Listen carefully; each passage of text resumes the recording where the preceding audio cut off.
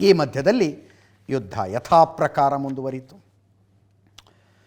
Tehran ಮೇಲೆ ಇಸ್ರೇಲಿನ ದಾಳಿ. ಇವತ್ತು ಟೆಹರಾನ್ ಹೊರವಲಯದಲ್ಲಿದ್ದ ತುಂಬ ದೊಡ್ಡ ಡ್ರೋನ್ ಲಾಂಚಿಂಗ್ ಪ್ಯಾಡ್ ಒಂದನ್ನು ಹೊಡೆದು ಹಾಕಿದ್ರು. ದೊಡ್ಡ ಪ್ರಮಾಣದಲ್ಲಿ ಡ್ರೋನ್ಗಳನ್ನು ರೆಡಿ ಮಾಡಿ ಇರಾನ್ನವರು ಅಟ್ಯಾಕಿಗೆ ತಯಾರಾಗಿದ್ದರಂತೆ.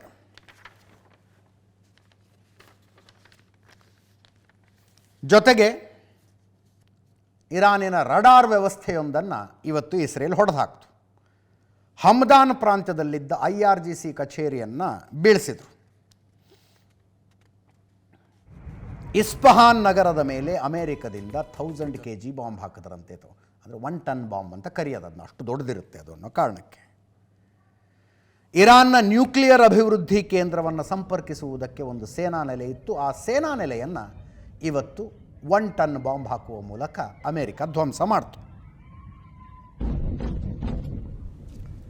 ನೆನ್ನೆ ಆಗಿದ್ದ ದಾಳಿ ಇದು. ಇವತ್ತು ವಿಡಿಯೋ ರಿಲೀಸ್ ಮಾಡಿದ್ದಾರೆ. ಇಸ್ಫಹಾನ್ ನಗರದಲ್ಲಿ ದೊಡ್ಡ ಸ್ಫೋಟ ಇದು.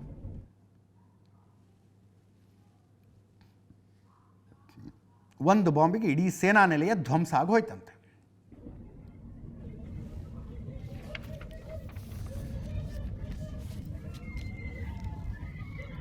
ಒಂದು ಅಂಡರ್ಗ್ರೌಂಡ್ ಮಿಸೈಲ್ ಸಿಟಿಯನ್ನು ಇವತ್ತು ನಾಶಪಡಿಸಲಾಯಿತು ಇರಾನಿಂದ.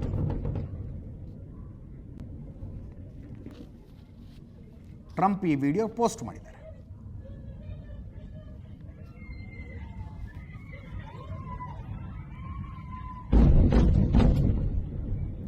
ಇನ್ನೊಂದು ಕಡೆ ಇರಾನ್ ಕೂಡ ಇಸ್ರೇಲ್ ಮೇಲಿನ ದಾಳಿಯನ್ನು ಮುಂದುವರಿಸಿತು. ಅಮೆರಿಕ ಹೇಳಿದೆ ಇವತ್ತು ಇರಾನ್ನಿಂದ ದಾಳಿ ತುಂಬ ಕಡಿಮೆ ಆಗಿದೆ ಅಂತ. American statement. ಇದು ಜೆರುಸಲಂ ಮೇಲೆ ಇರಾನ್ ದಾಳಿ. ಜೆರುಸಲಂ ಹಿಸ್ಟಾರಿಕಲಿ ಭಾಳ ಇಂಟ್ರೆಸ್ಟಿಂಗ್ ಪ್ಲೇಸು.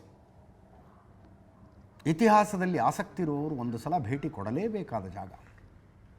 ಆ ನಗರ ಪ್ರವೇಶ ಆಗ್ತಾ ಇದ್ದಂತೆ ಇದೊಂದು ರೋಮಾಂಚನ ಆಗುತ್ತೆ. ಎಂಥ ಇತಿಹಾಸದಲ್ಲಿ ಎಂತೆಂಥ ಘಟನೆಗಳಿಗೆ ಸಾಕ್ಷಿಯಾದ ನಗರಕ್ಕೆ ಬಂದಿದ್ದೀವಿ ನಾವು ಅಂತ.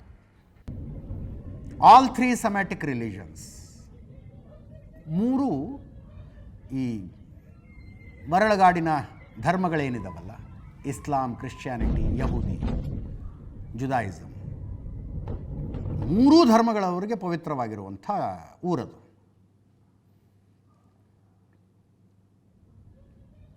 ಯಹೂದಿಗಳ ಅತ್ಯಂತ ಪುರಾತನ ದೇವಸ್ಥಾನ ಅಲ್ಲಿದೆ.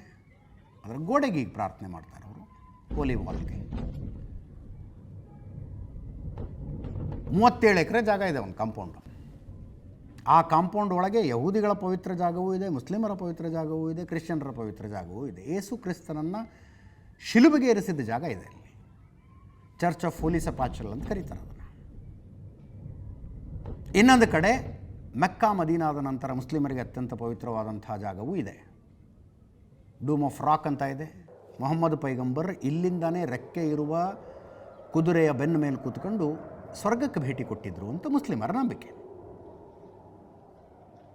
ಆ ನಗರದ ಮೇಲೆ ಇರಾನ್ ದಾಳಿ ಮಾಡ್ತಿವತ್ತು.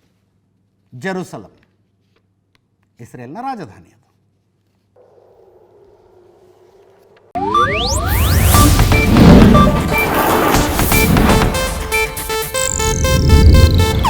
ಇದು ಏಷ್ಯಾನೆಟ್ ನ್ಯೂಸ್ ನೆಟ್ವರ್ಕ್ ಪ್ರಸ್ತುತಿ.